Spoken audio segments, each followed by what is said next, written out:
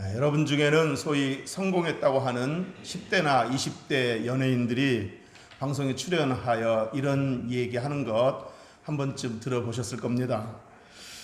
나는 인기 스타가 되고 나서 성공하고 나서 돈을 많이 벌고 나서 부모님의 빚을 갚아드렸습니다. 나는 부모님에게 집을 사드렸습니다. 나는 어머니에게 용돈 대신에 마음껏 쓰고 싶을 때 쓰라고 카드를 드렸습니다. 나는 아버지에게 이번에 새 고급 자동차를 사드렸습니다. 등등 이런 얘기하는 거 한 번쯤 들어보셨을 겁니다. 그러면 방송 진행자나 다른 그 출연자들이 와, 효도했네, 참 잘했네 라고 칭찬하는 말을 하는 얘기 들어보셨을 겁니다. 물론 이렇게 물질적으로 효도하는 거 이것만이 전부는 아니지만 그래도 참 젊은 나이에 기특한 일을 했다라는 생각이 들었습니다. 자, 그런데 오늘 본문에 나오는 요셉이 바로 그러했습니다. 잘 아시다시피 요셉은 10대 나이에 형들에게 미움을 받고 애굽의 노예로 팔려와 노예 생활을 하게 되었습니다. 그러다가 또 억울하게 누명까지 쓰고 감옥 신세까지 지게 되었습니다. 자, 그렇지만 요셉은 그 감옥에서 우여곡절 끝에 애굽 왕 바로의 꿈을 해석해 주는 것이 계기가 되어 애굽 왕의 신임을 얻고 애굽의 국무총리까지 오르게 되었습니다. 요셉은 애굽의 국무총리가 된 후에 아버지를 애굽에서 편히 모실 생각으로 사람을 시켜 아버지에게 금수레, 즉 금마차를 보냈습니다. 오늘날로 말하면 비서실장을 시켜서 벤츠 같은 고급 자가용을 보낸 겁니다. 자, 아버지 야곱은 요셉의 소식을 듣고 깜짝 놀랐을 겁니다. 죽은 줄만 알았던 아들 요셉이 살아있다는 사실만으로도 참으로 놀라움을 금치 못했겠지만 이 아들 요셉이 애굽에서 국무총리가 되었다는 사실에 더더욱 놀랐을 겁니다. 살아있다는 것만으로도 얼마나 놀랐겠습니까? 얼마나 반가웠겠습니까? 얼마나 기뻤겠습니까? 그런데 글쎄 애굽의 국무총리 자리에 오르게 되었다는 이 사실에 정말 이 아버지 야곱은 크게 놀랐을 겁니다. 아버지 야곱은 애굽에서 요셉이 보낸 금수레를 보자 이렇게 말합니다. 내가 조카도다 라고 말하며 감격해 했습니다. 그리고 마침내 그 금수레를 타고 애굽으로 갔습니다. 그리고 애굽에서 드디어 아들을 만났습니다. 요셉을 만났을 때 이 아버지 야곱은 그 아들 요셉을 끌어안으면서 네가 지금까지 살아있었고 내가 오늘 네 얼굴을 보았으니 나는 이제 죽어도 여한이 없구나. 이게 성경 거의 그대로의 말씀입니다. 네가 지금까지 살아있었고 내가 지금 너의 얼굴을 보고 있으니 나는 이제 죽어도 여한이 없다 라고 말하면서 감동의 눈물을 흘렸습니다. 자, 이처럼 요셉은 원치 않게 마음고생을 시켜드리는 아버지에게 그동안의 그 슬픔의 눈물 대신 탄식의 소리 대신 큰 기쁨과 감동을 안겨주는 효자들이 되었습니다. 자, 그런데 제가 오늘 설교 제목을 효자 요셉이라고 했는데 제가 요셉을 효자라고 부르는 이유는 단지 요셉이 출세해서 아버지에게 물질적인 도움을 드렸다는 것 이것 때문에 요셉을 효자라고 부르는 건 아닙니다. 물론 요셉이 아버지에게 물질적인 도움을 드린 것 이것도 당연히 효도임에는 틀림이 없습니다. 효도한 거죠. 그러나 이런 이유만으로 요셉을 효자라고 제가 생각하지 않는다는 얘기입니다.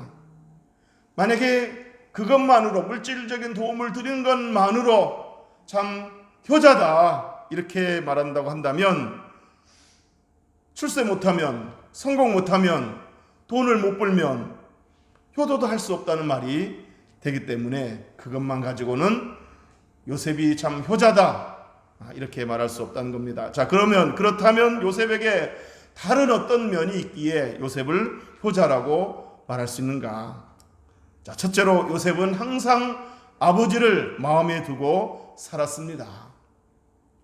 요셉은 10대 애굽의 노예로 팔려와 아버지와 구억말리 떨어져 지내면서도 늘 아버지를 걱정하며 그리워했습니다.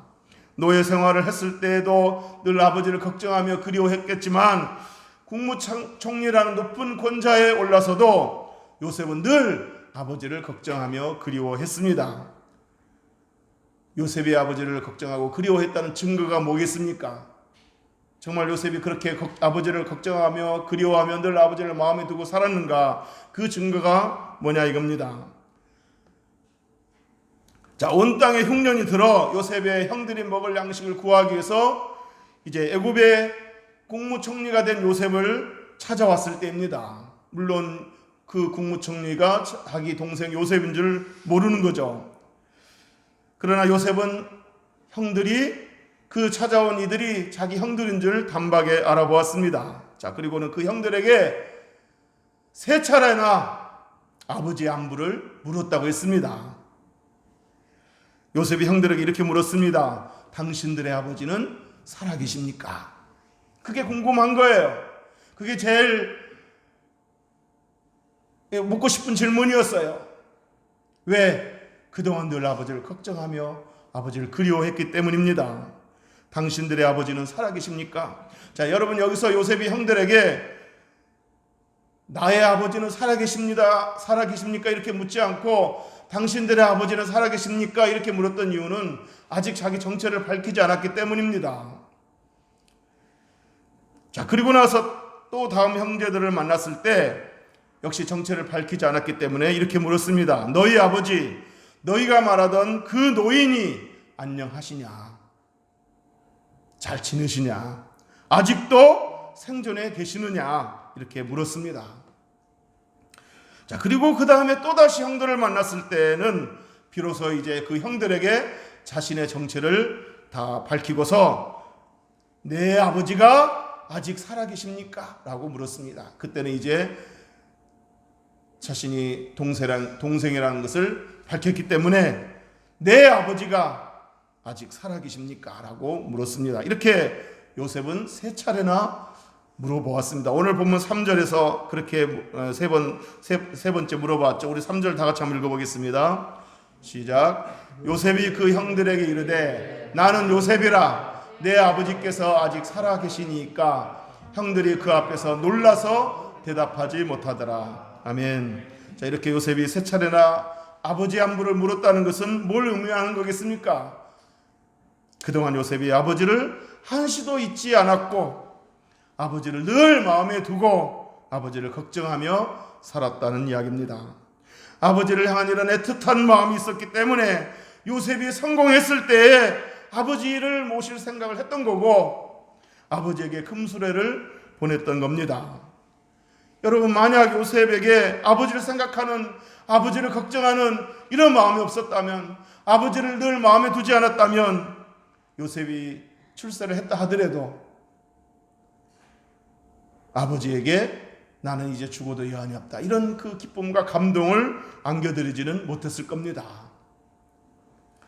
돈 있다고 하는 게 아니라는 얘기입니다. 출세했다고 잘 나간다고 부모님께 효도할 수 있다는 얘기가 아니라는 얘기입니다. 아무리 성공을 하고 돈이 많아도 마음이 없으면, 효심이 없으면 부모님에게 기쁨과 감동을 드릴 수가 없습니다.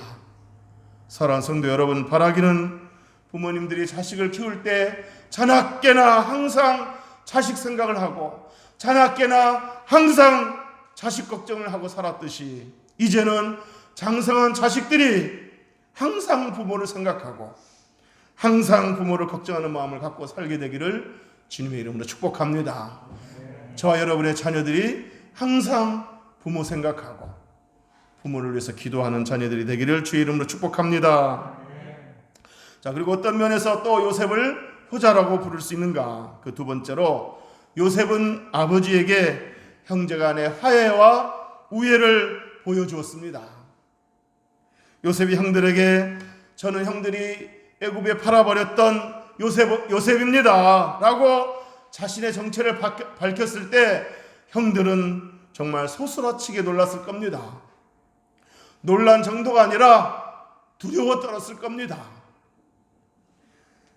우리가 돈을 받고 팔아버렸던 동생이 살아있다니, 이 살아있다는 것에 놀란 게 아니고 애굽의 국무총리가 되었다니, 이렇게 높은 권세를 가지고 있다니, 이제 우리는 보복을 당하겠구나, 얼마나 이를 갈았겠으며 얼마나 한을 품었겠는가, 이제 우리는 꼼짝없이 감옥 신세를 지게 되겠구나 라고 생각하며 두려워 떨었을 겁니다. 그러나 이때 요셉이 이렇게 말합니다. 5절 다 같이 한번 읽어보겠습니다. 시작. 당신들이 나를 이곳에 팔았다고 해서 근심하지 마소서, 한탄하지 마소서. 하나님의 생명을 구원하시려고 나를 당신들보다 먼저 보내셨나이다. 아멘. 보복당할까봐 두려웠던 형들에게 요셉은, 형님들, 지난 일로 인해 근심하지 마세요, 한탄하지도 마세요 라고 말하면서 오히려 형들을 안심시켜 주었습니다. 뿐만 아니라 요셉은 형들에게 이렇게까지 말했습니다. 우리 7절 8절 읽어보겠습니다. 시작. 하나님이 큰 구원으로 당신들의 생명을 보존하고 당신들의 후손을 세상에 두시려고 나를 당신들보다 먼저 보내셨나니, 그런즉 나를 이리로 보낸 이는 당신들이 아니요 하나님이시라. 하나님이 나를 바로에게 아버지로 삼으시려고 그 온 집의 주로 삼으시며 애굽 온 땅의 통치자로 삼으셨나이다. 아멘. 자, 그러니까 요셉의 말은 이겁니다. 하나님이 흉년을 만나 굶어 죽게 될 우리 가족들을, 또 형님들의 가족들을 살리려고 나를 먼저 이곳에 애굽에 보낸 겁니다. 하나님이, 당신들이 나를 애굽에 보낸 게 아니고 하나님이 나를 애굽에 보낸 겁니다 하면서 형들을 위로하며 안심시켜 주었습니다. 나아가서 요셉은 복수를 당할까 봐 불안해하는 그 형들을 끌어안고 입을 맞추며 울었다고 그랬습니다. 불안에 떠는 그 형들의 모습을 보고 오히려 안쓰럽게 생각하면서 그 형들을 끌어안으며, 형님들 불안해하지 마세요, 걱정하지 마세요, 그런 일은 없을 겁니다 하면서 입을 맞추며 울었다고 그랬습니다. 우리 15절 한번 읽어보겠습니다. 시작. 요셉이 또 형들과 입 맞추며 안고 우니 형들이 그제서야 요셉과 말하니라. 아멘. 형들을 끌어안고 눈물을 흘렸을 때, 이 동생이 우리에게 복수할 생각이 없구나 하면서 안심하면서 그제서야 요셉과 말을 했다고 그랬습니다. 그제서야 편안하게 요셉에게 말을 걸을 수 있었다는 얘기입니다. 여러분, 만약에 여기서 요셉이 형들에게 앙심을 품고 형들을 감옥에 쳐 넣었더라면 요셉의 마음은 속이 후련했을지 몰라도 형제들의 불화를 지켜보는 아버지 야곱의 마음은 한없이 괴로웠을 겁니다. 물론 형들을 용서하고자 하는 마음도 있었겠지만 누구보다도 아버지를 먼저 생각했을 겁니다. 내가 이 형들을 이렇게 감옥에 쳐넣고 형들과 불화하는 모습을 아버지에게 보여준다면 아버지는 나를 전에 잃었을 때 한탄하고 괴로워했을 때처럼 또 한 번 아버지에게 괴로움을 안겨주는 거다라는 생각을 했을 겁니다. 그래서 아버지를 봐서라도 이 요셉은 형들을 더 용서했을 겁니다.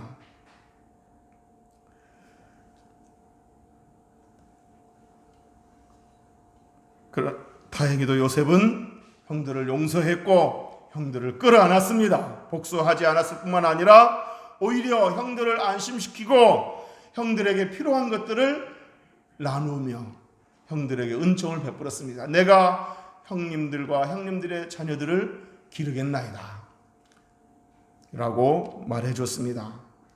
자, 나중에 이 사실을 알게 된 그 아버지 야곱의 마음이 얼마나 기뻤겠습니까? 그 자리는 없었지만 나중에 그 사실을 알게 된 그 형들이 이제 요셉을 만나고 아버지에게 돌아왔을 때, 아직 애굽에 가기 전에 아버지에게, 아버지, 우리가 애굽에 갔더니 세상에 그 국무총리가 요셉입니다. 요셉이 죽지 않고 살았고 지금 요셉이 국무총리가 되었습니다. 우리를 다 용서해 주었습니다. 우리 아버지뿐만 아니라 우리까지도 애굽에서 이렇게 살도록 해주겠답니다 라고 말했을 때 아버지는 얼마나 참 기뻐했겠습니까? 안도의 숨을 쉬며 감사하며 행복했을 겁니다. 물론 요셉이 살았다는 것만으로도 기쁘고 감사할 일이지만 요셉이 형들을 용서하고 형들과 같이 애굽에서 살겠다고 하니 아버지가 얼마나 마음이 편안했겠습니까? 여러분, 자식들이 형제간의 우애를 돈독히 하며 화목하게 지내는 모습을 부모님께 보여드리는 것이야말로 부모님을 진정으로 행복하게 해드리는 것이고 그것이 효도 중에 효도인 줄로 믿습니다. 만약에 그러지 않고 부모님이 보는 앞에서 자식들이 불화하고 다투고 싸운다면 그것은 부모님 가슴에 못을 박는 거고 그것은 불효 중에 불효인 줄로 믿습니다. 저도 두 아들이 있는데 두 아들이 서로 우애를 돈독히 하면서 형은 동생을 챙겨주고 동생은 또 형의 말을 잘 따라주고 또 이렇게 전화통화도 자주 하고 이런 모습 보면 얼마나 감사한지 알 수가 없습니다. 요셉이 바로 이런 모습을 아버지 야곱에게 보여주었습니다. 요셉은 효도를 한 겁니다. 자, 그리고 이렇게 세월이 흘러서 아버지 야곱이 이제 연로하게 죽게 됩니다. 요셉과 그 형제들이 아버지의 장례를 잘 치렀습니다. 장례를 다 치르고 나자 형들이 또다시 두려워하며 이렇게 말합니다. 아버지가 죽기 전에 꼭 형들을 끝까지 용서하고 형들을 보살펴 주라고 요셉 동생에게 말을 했다네. 아버지의 유언이라네 하면서 아버지의 유언을 이렇게 빌리면서 다시 한번 요셉에게 또 용서를 구합니다. 그러니까 형들의 생각은 이겁니다. 이제 아버지가 죽고 안 계시니까 요셉이 본격적으로 우리에게 복수할지도 몰라. 아버지가 살아계실 때는 아버지를 위해서 우리를 용서하고 우리와 화목하게 지내는 척 했겠지만 이제 아버지가 안 계시니 복수의 칼을 뽑을 수도 있어 하면서 그런 생각을 하면서 두려워 떨었을 겁니다. 그래서 요셉에게 다시 한번 아버지의 유언을 빙자해서 용서를 구한 겁니다. 자, 그런데 이때도 요셉은 형들에게 이렇게 말합니다. 형님들 두려워 마소서. 내가 하나님을 대신하리까. 원수 갚는 건 하나님이 하는 겁니다. 나는 형들을 용서할 겁니다. 끝까지 용서할 겁니다. 이렇게 형들을 안심시켜줬고 나아가서 이렇게 말합니다. 내가 형님들과 형님들의 자녀를 기르리이다. 49장에 보면 창세기 49장에 있는 말씀입니다. 내가 형님들과 형님들의 자녀들을 기르리이다. 자, 이 말을 들었을 때 그 형들은 얼마나 참 고맙고 마음이 편안해졌겠습니까? 자, 그런데 이렇게 요셉이 이렇게 형님들을 위로할 때 성경에 보면 간곡한 말로 위로했다 그랬습니다. 간곡한 말로. 그냥 국무총리이기 때문에 어떤 그 위엄을 갖추면서 위세를 떨면서 내가 용서할게. 걱정하지 마. 당신들은 나를 팔았지만 나는 용서할게. 하면서 이렇게 뭔가 정말 진심으로 용서하는 마음이 아니라 뭐 이렇게 내가 힘 있는 자니까 용서할 거야. 뭐 이런 식으로 위압적인 고압적인 자세로 용서한 게 아니고 간곡한 말로 위로했다고 그랬습니다. 그러니까 최대한 간절한 말로 형님들을 안심시켜서 최대한 완곡한 말로 위로를 한 겁니다. 노력한 겁니다. 자, 얼마나 귀한 마음입니까? 하늘나라에 있는 그 아버지 야곱이 그 모습을 내려다보면서 흐뭇했을 겁니다. 로마서 12장 17절 18절에 보면 아무에게도 악을 악으로 갚지 말고 모든 사람 앞에서 선한 일을 도모하라. 할 수 있거든 너희로서는 모든 사람과 더불어 화목하라 그랬습니다. 악을 악으로 갚지 말라. 할 수 있거든 모든 사람과 더불어 화목하라. 원수 갚는 것이 내게 있으니 너희들은 도리어 축복하라. 이 로마서에 있는 말씀입니다. 요셉은 로마서가 쓰여지기 훨씬 이전에 이 로마서의 말씀을 잘 실천했습니다. 악을 악으로 갚지 않았고 도리어 사랑하고 축복해 주었습니다. 이런 면에서 요셉은 효자임에 틀림이 없다는 이야기입니다. 신사임당은 7남매를 키우면서 자녀들에게 이렇게 가르쳤다고 합니다. 동기가 하는 우애를 가지고 의의를 상하게 하지 말라. 형은 아우를 사랑하고 아우는 형을 공경하라 라면서 7남매를 가르쳤다고 합니다. 자 그때 그런데 이 신사임당의 셋째 아들 율곡 이이가 어머니의 그 뜻을 받들어 살면서 책을 썼는데 그의 책 경몽요결이라는 책에서 이렇게 썼습니다. 형제간에 우애 있게 지내지 못하고 서로 사랑하지 않는 것은 부모를 사랑하지 않는 것과 진배없다. 그러면서 부모를 진정으로 사랑한다면 부모가 낳은 자식, 형제들을 사랑해야 된다 라고 말을 했습니다. 사도 요한은 요한일서 4장 20절 21절에서 누구든지 하나님을 사랑하노라 하고 그 형제를 미워하면 이는 거짓말하는 자니 하나님을 사랑하는 자는 또한 그 형제를 사랑할지니라 그랬습니다. 눈에 보이지 않는 하나님을 사랑한다고 하면서 눈에 보이는 형제를 사랑하지 못한다면 그건 하나님을 사랑하는 것이 아니라는 얘기입니다. 마찬가지로 부모를 사랑한다면 형제들을 사랑해야 할 줄로 믿습니다. 바라기는 저와 여러분이 부모님 앞에서 형제들 간의 화목을 도모하며 우애 있게 지내므로 부모님께 기쁨을 드리는 저와 여러분 될 수 있기를 바라며 나아가서 저와 여러분의 자녀들이 우리들이 보는 앞에서 우애를 돈독히 하며 살아가는 모습을 지켜보게 되기를 주님의 이름으로 축복합니다. 자, 또 어떤 면에서 요셉을 효자라고 말할 수 있는가? 그 세 번째로 요셉은 바로 왕에게 아버지를 소개하는 것을 부끄러워하지 않았다고 그랬습니다. 요셉은 아버지를 애굽으로 올라오게 한 후에 어느 날 이 애굽 왕 앞에 아버지를 이렇게 모시고 가서 왕에게 아버지를 아련하게 했습니다. 자, 이 대목에서 요셉을 효자라고 생각하는 이유는 비록 아버지가 평생 양을 치며 살았던 양치기에 불과한 소시민에 불과한 사람이었지만 요셉은 그런 아버지를 부끄러워하지 않았다는 얘기입니다. 양치기에 불과한 평범한 소시민에 불과한 그 아버지를 왕에게 소개하는 것을 주저하거나 부끄럽게 생각하지 않았다는 얘기입니다. 도리어 요셉은 아버지가 소시민에 불과한 아버지가 그 왕을 이렇게 축복하는 장면이 나오는데 그렇게 축복하는 장면을 보고 요셉은 속으로 자랑스러워했을 겁니다. 미국의 16대 대통령 링컨은 평생의 지인들에게 자기 어머니에 대해서 이렇게 말했다고 합니다. 나에게는 두 분의 어머니가 계셨습니다.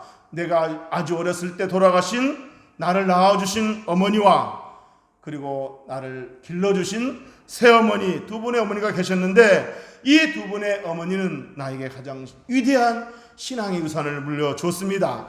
내가 성공하였다고 한다면 그것은 나의 두 분의 어머니 덕입니다 라고 말했다고 합니다. 미국의 20대 대통령 제임스 가필드 대통령은 취임식을 할 때 나이가 많아서 연로해서 잘 걷지도 못하는 그 노모가 아들아 나는 취임식에 못 가겠구나 라고 말하자 어머니가 취임식에 안 가면 나도 취임식을 하지 않겠습니다 라고 고집하면서 어머니를 끝내 이렇게 취임식 자리에 모시고 갔다고 합니다. 그리고는 그 취임식 할 때 대중 앞에 어머니를 일어서게 하고는 여러분 나의 어머니입니다. 나를 위해 기도해 주신 어머니입니다 라고 어머니를 자랑스럽게 소개했다고 합니다. 사랑하는 성도 여러분, 우리 부모님이 못 배웠다고 가난하다고 병들었다고 외모가 초라하다고 늙었다고 부끄럽게 생각하거나 짐스럽게 여기면 결코 안 됩니다. 잠언 23장 22절에 너를 낳은 아비에게 청정하고 내 늙은 어미를 경히 여기지 말지니라 그랬습니다. 아비에게 청정하라는 말은 아버지가 말씀하실 때 경청하라는 얘기입니다. Listen to your father. 들으라는 얘기입니다. 아버지가 말씀하실 때 아버지가 늙었다고 치매기가 있다고 잔소리하는 거라고 생각하고 듣는 둥 마는 둥 하지 말라는 얘기입니다. 늙은 어머니를 경히 여기지 말라는 말은 어머니가 늙었다고 초라하다고 무식하다고 무시하거나 함부로 대하지 말라는 얘기입니다. 지금은 고인이 된 이어령 교수님이 이런 얘기를 들려주셨습니다. 까치 한 마리가 뜰에 날아왔는데 치매기가 있는 아버지가 창밖을 내다보다가 아들에게 물었습니다. 얘야, 저 새가 무슨 새냐? 예, 까치요. 아버지는 고개를 끄덕이시더니 조금 있다가 다시 물었습니다. 얘야, 저 새가 무슨 새냐? 까치라니까요. 아버지는 고개를 끄덕이며 창밖을 바라보시더니 또 입을 열어 물어봅니다. 얘야, 저 새가 무슨 새라 그랬지? 몇 번이나 대답해야 알겠어요. 까치요, 까치, 까치라니까요. 하면서 아들이 퉁명스럽게 얘기를 했습니다. 그 모습을 지켜본 어머니가 옆에서 한숨을 쉬며 이렇게 말씀하셨습니다. 아범아, 네가 어렸을 때는 저게 무슨 새냐고 100번도 더 물어봤단다. 아빠, 저 새가 무슨 새예요? 까칠한다. 아빠, 저 새가 무슨 새요? 까칠한다. 너의 아버지는 네가 물어볼 때마다 까칠한다, 까칠한다 하면서 몇 번이고 대답하면서 네가 귀엽다고 네 머리를 쓰다듬어 주셨단다. 그래서 네가 말을 배울 수 있었던 거란다 라고 어머니가 얘기해 줬답니다. 여러분, 요셉은 늙고 초라한 아버지 야곱을 애굽왕 바로에게 소개하는 것을 주저하거나 부끄러워하지 않았습니다. 도리어 자랑스럽게 여겼습니다. 우리 연로하신 부모님, 늙었다고 병들었다고 초라해졌다고 왜소해졌다고 결코 마음에 상처를 주거나 소외감을 주거나 그러지 않게 되기를 주 이름으로 축복합니다. 마지막 네 번째로 요셉은 아버지 야곱에게 손자들을 위해 축복 기도를 부탁했습니다. 요셉은 늙은 아버지에게 에브라임과 므낫세 두 아들을 아버지 앞에 데리고 와서는 딱 앉혀놓고는 아버지, 여기 손자들입니다. 에브라임과 므낫세입니다. 손자들을 위해서 축복 기도해 주세요 라고 축복 기도를 부탁했습니다. 여러분, 요셉이 아버지 야곱에게 두 아들을 데리고 앉혀놓고는 축복 기도를 요청했다는 말은 뭘 의미하는 거겠습니까? 이 말은 곧 요셉이 아버지의 축복 기도를 귀하게 여겼다는 말입니다. 늙은 아버지지만 아버지의 축복 기도가 중요하다, 귀하다 하는 것을 귀하게 여겼다는 얘기고, 손자들 앞에서 할아버지의 존재 가치를 인정해 주었다는 얘기입니다. 얘들아, 너네 할아버지야. 할아버지가 너희들을 위해서 축복 기도해 줄 거야. 이렇게 말하면서 손자들 앞에서 할아버지의 존재 가치를 인정해 줬다는 얘기가 되는 거고, 아버지로 하여금 손자들 앞에서 존재감을 갖게 해 주었다는 얘기입니다.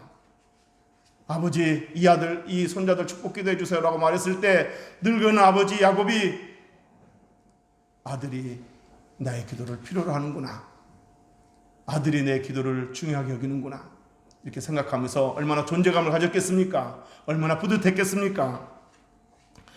여러분, 부모님으로 하여금 손자들 앞에서 할아버지 할머니의 존재 가치를 인정해주고 부모님에게 존재감을 갖게 해주는 것이 효도입니다. 그러지 않고 우리 부모님에게 늙고 병들었으니 뒷방 노인네 취급을 하는구나 라고 생각하게 만드는 것은 큰 불효입니다. 이제 나를 늙었다고 뒷방 노인네 취급하는구나, 나는 이제 존재감도 없구나, 이런 생각을 갖게 하는 것은 큰 불효인 겁니다. 바라기는 우리 부모님의 존재 가치를 인정해주고 우리 부모님께 존재감을 갖게 해줄 수 있는 저와 여러분이 될 수 있기를 주의 이름으로 축복합니다. 또 우리 자녀들이 우리들에게 그렇게 할 수 있는 자녀들이 되기를 주님의 이름으로 축복합니다. 축복합니다. 기도하겠습니다.